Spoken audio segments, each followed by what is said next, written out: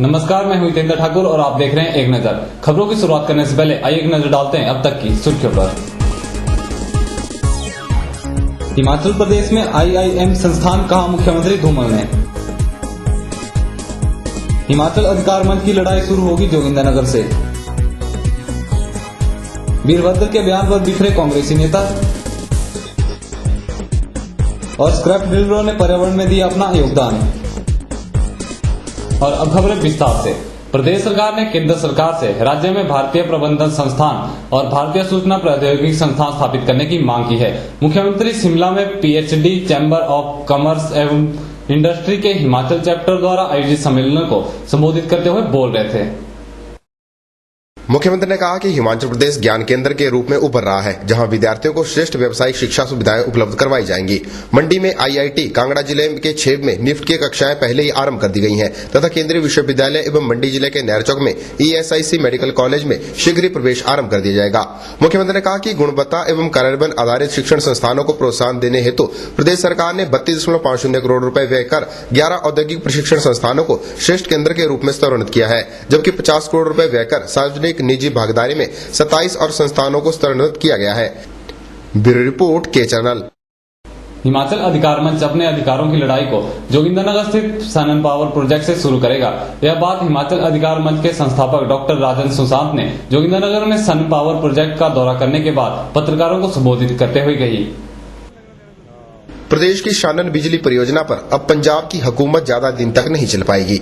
हिमाचल अधिकार मंच के संस्थापक एवं कांगड़ा संसदीय क्षेत्र के सांसद डॉक्टर राजन सुशांत ने प्रदेश के लोगों की सहायता से परियोजना के मालिकाना हक को पाने के लिए मोर्चा खोल दिया है। डॉक्टर राजन सुशांत का कहना है कि अगर प्रदेश में परियोजना अपने अधिकार में लेनी है तो जन जन को सरकार पर नहीं बल्कि अपने बूते ये लड़ाई लड़नी होगी। राजन सुशांत ने शानन परियोजना का दौरा किया तथा इसके बाद पत्रकारों से रूबरू हुए। राजन सुशांत ने कहा कि प्रदेश की धरती पर प्रदेश के पानी का दोहन कर पंजाब प्रतिवर्ष करीब 250 करोड़ रुपए की कमाई कर रहा है, लेकिन हिमाचल को आज दिन तक इससे फूटी कौड़ी भी नसीब नहीं हो पाई है। शानन प्रोजेक्ट हिमाचल का है, हिमाचल को लेकर के ही हम रहेंगे।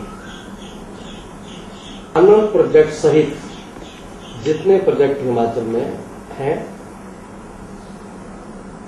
उन सभी प्रोजेक्टों के वहां स्थानीय प्रतिनिधियों की एक मीटिंग में जल्दी बुलाऊंगा, जिससे प्रोजेक्टों से प्रभावित क्षेत्रों की समृद्धि के लिए एक नीति तय की जाएगी। इस मौके पर डॉक्टर राजन सुशांत के साथ हिमाचल अधिकार मंच के अन्य गणमान्य सदस्यगण भी मौजूद थे। ब्यूरो रिपोर्ट के चैनल जोगिंद्रनगर। हिमाचल सरकार मंत्रिमंडल का विस्तार करने जा रही है और इस मंत्रिमंडल विस्तार में सबसे पहला नाम पार्टी के प्रदेश अध्यक्ष पंडित खीमीराम का सामने आ रहा है। मुख्यमंत्री का विशेषाधिकार होने के कारण पंडित खीमीराम इस पर कोई भी प्रतिक्रिया देने से कतरा रहे हैं, लेकिन मन में लालसा के लड्डू जरूर फूट रहे हैं। मंत्रिमंडल में कौन रहेगा और कौन नहीं, किसे कौन सा मंत्रालय दिया जाएगा, यह सब निर्भर करता है प्रदेश के मुखिया यानी मुख्यमंत्री पर। यह मुख्यमंत्री का एक ऐसा विशेषाधिकार होता है जिसमें सिर्फ मुख्यमंत्री का निर्णय ही सर्वमान्य होता है, लेकिन मुख्यमंत्री के ऊपर भी पार्टी हाईकमान की तलवार लटकी रहती है। इसी के चलते बीते दिनों धर्मशाला में जब पार्टी के वरिष्ठ नेता लालकृष्ण आडवाणी पहुंचे तो संकेत दे दिए कि अब हिमाचल भाजपा को उसका नया अध्यक्ष मिलेगा, यानी घुमा फिराकर कह दिया कि अब खीमीराम मंत्रिमंडल में शामिल होने जा रहे हैं। जब इस बारे में भाजपा प्रदेश अध्यक्ष पंडित खीमीराम से बात की गई तो उनका कहना कुछ यूं था। आपको मंत्री पद देने की बात चल रही है, इसके ऊपर क्या प्रतिक्रिया है? ये तो आपने तो अखबार वाले जो है वही जानते हैं कि भाई वो तो एक वर्ष से लगातार जो है मुझे कई मुबारकबाद मिल चुकी है कि अभी मंत्री बन गए, अभी मंत्री बने। अभी मैं पार्टी का काम कर रहा हूँ और पार्टी ने जो जिम्मेदारी सौंपी है उसको मैं निभा रहा हूँ। फिर इस बार क्या उम्मीद है आपको? अभी तो पार्टी अध्यक्ष का ही काम कर रहा हूँ, मुझे तो अच्छा करना है, पार्टी और आगे बढ़े। कहने को तो खीमीराम केवल मात्र इतना ही कह रहे हैं कि अभी उन्हें पार्टी के लिए काम करना है, लेकिन मन ही मन कुछ और ही चल रहा है। जब उनसे उनके मन की बात को जानना चाहा तो उन्होंने तुरंत गेंद मुख्यमंत्री के पाले में यह कहकर डाल दी कि यह मुख्यमंत्री का विशेष अधिकार है। नहीं, पार्टी की तरफ से आपने पार्टी को सहयोग दिया ना। अब बात आती है कि एक राजनेता यानी कि एक मंत्री पद जब आपकी मुट्ठी में होगा तब आप किस तरह से विकास करेंगे? कुछ इस तरह की लालसा तो आपके मन में होगी? नहीं, बिल्कुल लालसा नहीं है, 1% भी नहीं है। जो पार्टी ने जो काम दिया उसी को करेंगे। आज पार्टी अध्यक्ष का काम दायित्व मुझे सौंपा है, उसको मैं कर रहा हूँ। और ईमानदारी से इस काम को निभा रहा हूँ। बाकी पार्टी जब जो निर्णय लेती है वो पार्टी को निर्भर करता है। जो हम तो एक पार्टी के सिपाही हैं, जो निर्णय होगा पार्टी का उसको हमें मान्य है। अगर आपके दिल की बात जानना चाहें तो क्या कुछ उम्मीद है कि मंत्री पद मिलेगा? मैं तो कह रहा हूँ कि मैं तो पार्टी अध्यक्ष का काम कर रहा हूँ। बाकी मंत्री बनाना, इसको बदलना, वो मुख्यमंत्री जी का विशेष अधिकार है। इस प्रश्न का उत्तर तो वही दे सकते हैं। गौर रहे कि जब लालकृष्ण आडवाणी धर्मशाला आए थे तो उस दौरान आडवाणी भाजपा के राष्ट्रीय उपाध्यक्ष शांता कुमार, मुख्यमंत्री प्रोफेसर प्रेम कुमार धूमल और भाजपा प्रदेश अध्यक्ष पंडित खीमीराम सहित पार्टी के कुछ वरिष्ठ अधिकारियों से मिले थे। सूत्रों के अनुसार बंद कमरे में पार्टी अध्यक्ष को बदलने के साथ ही खीमीराम को मंत्री बनाने की हामी भी भर दी गई है। अब इंतजार मुख्यमंत्री के ऐलान का है। ब्यूरो रिपोर्ट के चैनल मंडी। एक नजर में फिलहाल वक्त तो चला एक छोटे से ब्रेक का, देखते रहिए एक नजर। हिमाचल प्रदेश में पहली बार लग्जरी गाड़ियों के विश्वविख्यात विक्रेता आए हैं आपके अपने शहर में। Valley Honda, a name of exclusive Honda dealership, जहां आपको मिलेगी होंडा गाड़ियों की पूरी range, jazz, city, civic, accord and CR-V। Valley Honda आपको दे रहे हैं एक स्पेशल ऑफर। खरीदिए जैज और पाइए 35,000 रुपए का cash discount, free car insurance और अन्य कॉर्पोरेट डिस्काउंट्स। तो फिर हो जाइए तैयार लग्जरी गाड़ियों में घूमने के लिए। संपर्क करें वैली होंडा, ऑपोजिट चक्कर मिल्क प्लांट, NH21 चक्कर, मंडी, हिमाचल प्रदेश।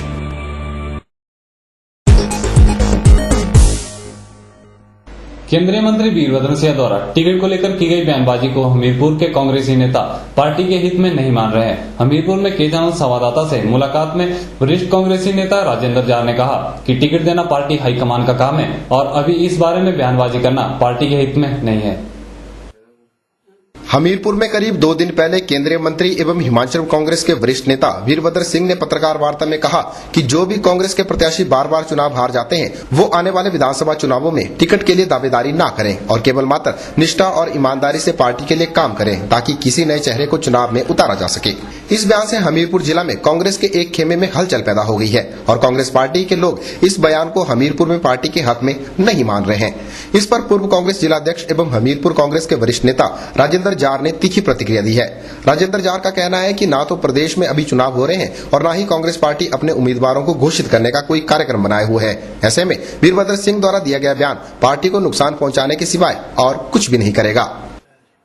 तक वीरभद्र जी का सवाल है तो मेरे ख्याल हिमाचल के सबसे वरिष्ठ और बड़े सुलझे हुए नेता है कांग्रेस पार्टी के और उनके पार्टी के लिए बड़ा योगदान है और इस प्रदेश के लिए भी बड़ा योगदान है, इसमें कोई शक की बात नहीं। तो जहां तक सवाल है पार्टी ऑर्गेनाइजेशन में टिकट आवंटन की, इस वक्त तो अभी 1.5 साल से ज्यादा पड़ा है चुनावों के लिए। तो मेरे मुताबिक इस वक्त इट्स टू अर्ली, बहुत जल्दबाजी होगी कि टिकटों के बारे में कोई भी किसी तरह की भी टिप्पणी की जाए टिकट आवंटन के बारे में। राजेंद्र जार ने कहा कि हमीरपुर की बात करें तो हमीरपुर मुख्यमंत्री का गृह जिला होने के कारण यहाँ पर कांग्रेसी कार्यकर्ताओं को कड़ी मेहनत करनी पड़ती है, लेकिन इस तरह के बयान से पार्टी का कार्यकर्ता निराश और हताश हो जाता है। उन्होंने कहा कि किसे टिकट मिलना है इसका फैसला तो पार्टी हाईकमान करेगी, इसलिए इस तरह की बयानबाजी प्रेस या फिर राजनीतिक मंच से वीरभद्र सिंह को नहीं करनी चाहिए और इस तरह की चर्चा पार्टी के बीच में करना ही पार्टी हित में रहेगा।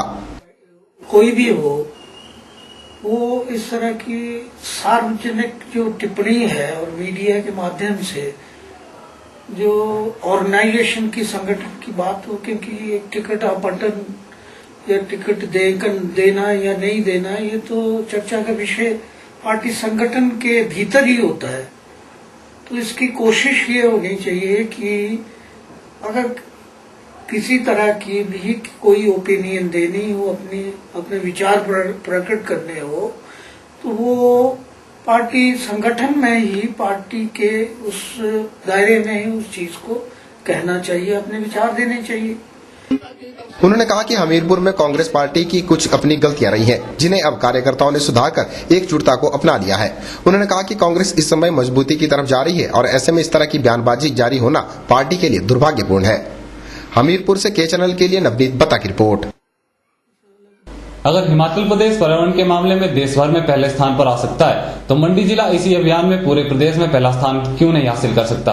कुछ इसी विचारधारा के साथ कुलदीप सिंह मनमोहन सिंह ने एक पर्यावरण मित्र वाहन की शुरुआत की है, जो मंडी से मनाली तक का सफर तय करके कूड़ा एकत्र करने का काम करेगा। इसे मुख्यमंत्री प्रोफेसर प्रेम कुमार धूमल की उस सोच का नतीजा ही कहा जा सकता है कि आज खुद आम आदमी स्वेच्छा से आगे आकर पर्यावरण संरक्षण में अपना योगदान दे रहा है। मंडी जिला के विख्यात स्क्रैप डीलर कुलदीप सिंह मनमोहन सिंह द्वारा पर्यावरण को बचाने के लिए एक अनूठी पहल की गई है। इन्होंने एक पर्यावरण मित्र वाहन को अपने खर्चे पर मंडी से मनाली तक प्रतिदिन चलाने का निर्णय लिया है, जो पूरे नेशनल हाईवे पर गिरने वाले कूड़े को एकत्रित करने का काम करेगा। शनिवार को मंडी जिला उपायुक्त डॉक्टर अमनदीप गर्ग ने पर्यावरण मित्र वाहन को हरी झंडी दिखाकर रवाना किया और इसकी सफलता की कामना भी की। तो इससे दोहरा लाभ होगा, एक तो लिटरिंग प्रिवेंट होगी, साथ ही साथ जो पर्यावरण जो है उसमें सुधार होगा। तो इसमें सरदार तनेजा जी हैं मंडी के, जिन्होंने ये कार्यक्रम यहाँ पे शुरू किया है। पीछे शिमला में बैठक हुई थी, उसमें इन्होंने कमिटमेंट की थी और आज इसका आगाज़ ये कर रहे हैं। मैं इनको अपनी तरफ से, जिला प्रशासन की तरफ से बहुत बहुत शुभकामनाएं देता हूँ और उम्मीद करता हूँ कि इस वाहन का इस्तेमाल न केवल लिटरिंग प्रिवेंट करने के लिए रहेगा, प्लास्टिक वेस्ट को उठाने के लिए रहेगा, साथ ही साथ जिस तरह का आईसी मैसेजेस इस वाहन के माध्यम से लोगों तक पहुंचेंगे, उसका भी एक लाभ होगा, क्योंकि ये पूरा टूरिस्ट रूट है। टूरिस्ट जब ऐसा वाहन चलता हुआ देखेंगे तो एक जानकारी भी लोगों को मिलती है कि कैसे हिमाचल प्रदेश पॉलीथीन वेस्ट के ऊपर काम कर रहा है।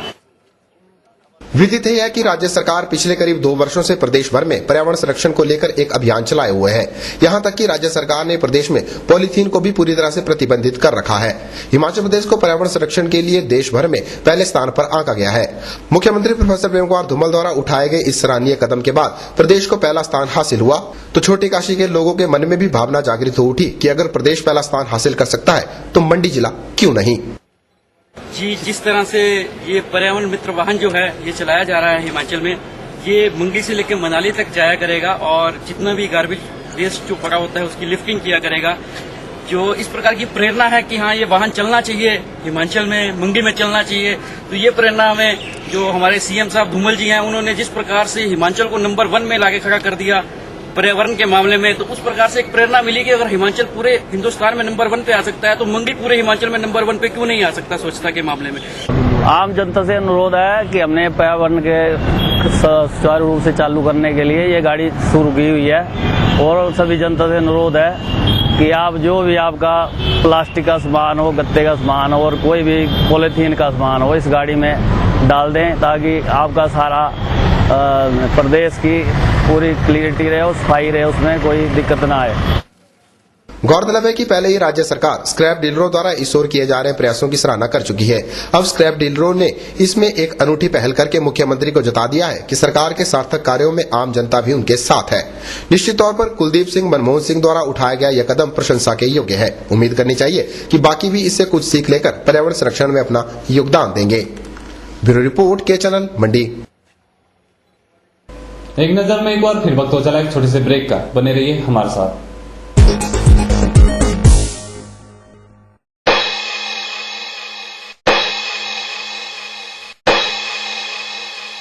क्या आप गुदा में जलन, खून आना, दर्द रहना, खुजली होना की शिकायत से परेशान हैं?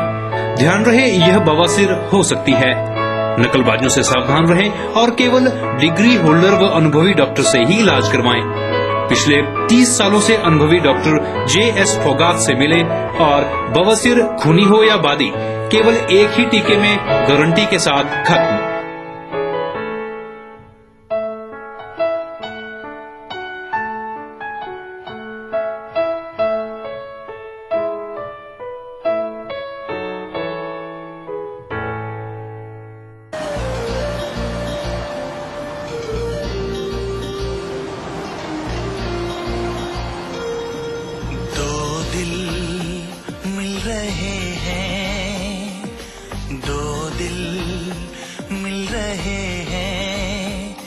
मगर चुपके चुपके दो दिल मिल रहे हैं मगर चुपके चुपके।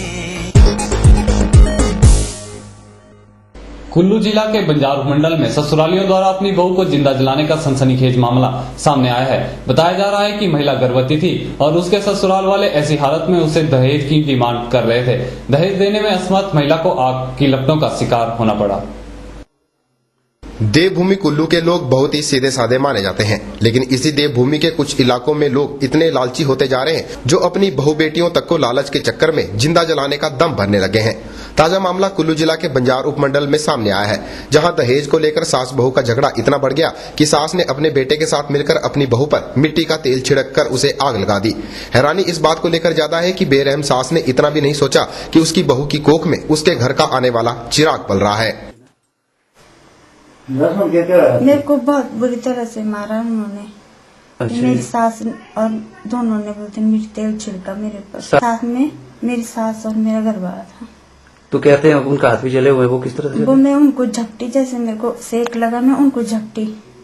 चिकित्सकों के अनुसार महिला 40% तक जल चुकी है और अब वह खतरे से बाहर है। पुलिस ने भी महिला की शिकायत पर उसके ससुरालियों के खिलाफ मामला दर्ज कर लिया है। हाँ, एक पुलिस स्टेशन बंजार की ज्यूरिसडिक्शन में एक लेडी का मामला सामने आया है जो कि जल गई थी और फिर उस जलने की वजह से बाद में उसका मिसकैरेज भी हो गया था। लेडी प्रेग्नेंट थी। तो इसमें फिलहाल लेडी की स्टेटमेंट पे हमने लेडी की स्टेटमेंट प्लस डॉक्टर की ओपिनियन के हिसाब से 307, 313 और 498A में मामला दर्ज कर लिया है। अभी तक की इन्वेस्टिगेशन से उसके हस्बैंड और उसकी मदर इन लॉ लेडी की, उनके खिलाफ है ये मुकदमा। वहीं ससुरालियों ने इस बारे में अपना पक्ष रखने से साफ इनकार कर दिया है। हैरत इस बात को लेकर है कि आज भी दहेज प्रथा जैसी कुरीति को समाप्त नहीं किया जा सका है और इसकी वजह से बेगुनाह महिलाएं लालची ससुरालियों की दरिंदगी का शिकार हो रही हैं। कुल्लू से के चैनल के लिए मनविंदर सिंह की रिपोर्ट। नाट्य अकादमी स्तोल में चल रहा 15 दिवसीय लठबाजी प्रशिक्षण शिविर बीते रोज संपन्न हो गया। समापन मौके पर प्रशिक्षकों ने कोटली और साइकिल स्कूल में लठबाजी के जौहर भी दिखाए ताकि बच्चे भी इस कला से प्रेरित होकर इसे सीखने में अपनी दिलचस्पी दिखा सके।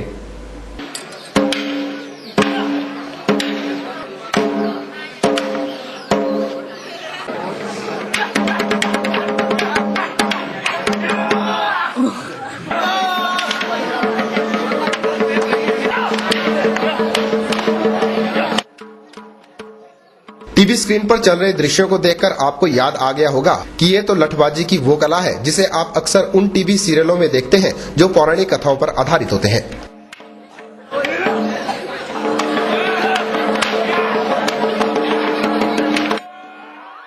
कभी जमाना था कि इस लठबाजी के सहारे ही युद्ध जीते जाते थे, लेकिन आज ऐसे ऐसे आधुनिक हथियार बना दिए गए हैं जो एक ही झटके में लाखों लोगों को मौत की नींद सुला देते हैं। आधुनिकता की इस दौड़ में यह कला कहीं विलुप्त हो गई है। इसे अब केवल मात्र नाट्य जगत से जुड़े कलाकार ही सीखते हैं, क्योंकि उन्हें नाटकों के दौरान इन कर्तव्यों को करके दिखाना होता है। हमारी जो शौर्य कला है, मार्शल आर्ट, लाठी तलवारबाजी हमारी प्राचीनतम युद्ध शैली है जो हमारे शारीरिक व्यायाम के हिसाब से भी हमारी आत्म सुरक्षा बल के लिए भी अनिवार्य है और नाटकों में, थिएटर में भी इसका अनिवार्य है। इसलिए कि ऐसे किसी नाटक में हमने किसी लड़की को झांसी की रानी बना दिया और उसको तलवार पकड़ना नहीं मालूम है तो उसको प्रशिक्षण लेना जरूरी है। इससे हमारे एक आदमी से एक आदमी की युद्ध शैली होती है, तलवारबाजी, लाठी, ढाल तलवार, फरसा, जो प्राचीनतम युद्ध शैली है। आज अगर हम थिएटर की बात करते हैं या आज अगर रंगमंच की बात करते हैं तो कितने कलाकार हमारे पास आते हैं। आज संस्था को चलते हुए 15 साल हो गए। क्या हम लोगों को ये लगता है कि संस्था में जो इतने लोग कलाकार आ रहे हैं, अगर ये बाहर के कलाकार ना आए तो आने वाले समय में तो संस्था बैठ जाएगी। तो इसके लिए ऐसा है कि क्यों ना लोकल लोगों को उनके इंटरेस्ट के साथ जोड़ा जाए। तो ये लाठी का एक बहुत अच्छा हमें रिस्पॉन्स भी मिलता है और गाँव के लोगों में जब बीच में ये लाठी हम लोगों ने इंट्रोड्यूस करवाया तो लोगों को ये लगा कि नहीं, कुछ ना कुछ तो है जो हम लोगों के टेस्ट से, हम लोगों की रुचि के साथ मिलता जुलता है। मार्शल आर्ट यानी शौर्य कला वो युद्ध कला है जिसमें लाठी और तलवारबाजी करके आत्मरक्षा के वो गुर सिखाए जाते हैं जिनके सहारे एक व्यक्ति कभी भी अपनी आत्मरक्षा कर सकता है। सतोहल नाट्य अकादमी में प्रतिवर्ष इस कला को सिखाने के लिए प्रशिक्षण शिविर का आयोजन किया जाता है, ताकि यहाँ पनप रहे कलाकारों को शुरुआती दौर से ही एक अच्छा और बेहतरीन कलाकार बनाकर रंगमंच की दुनिया में भेजा जा सके।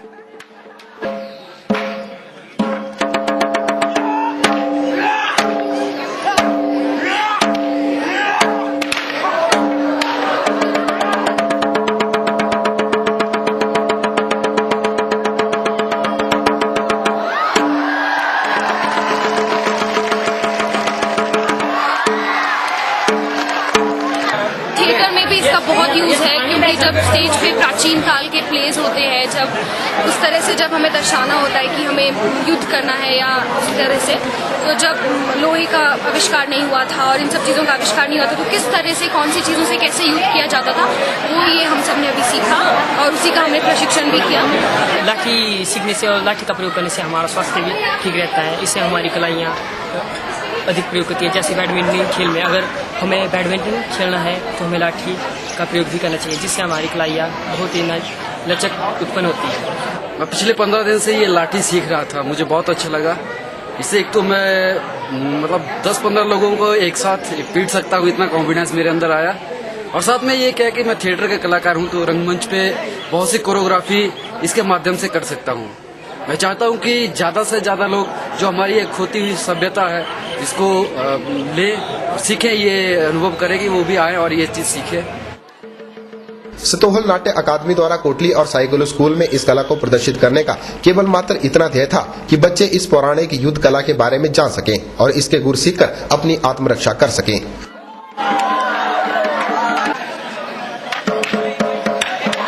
स्कूलों में दी गई प्रस्तुति को लेकर बच्चों में उत्साह तो काफी देखने को मिला, लेकिन बच्चे इस बारे में रुचि कितनी दिखाएंगे यह कहना जरा मुश्किल है। ब्यूरो रिपोर्ट के चैनल साइगड़ू।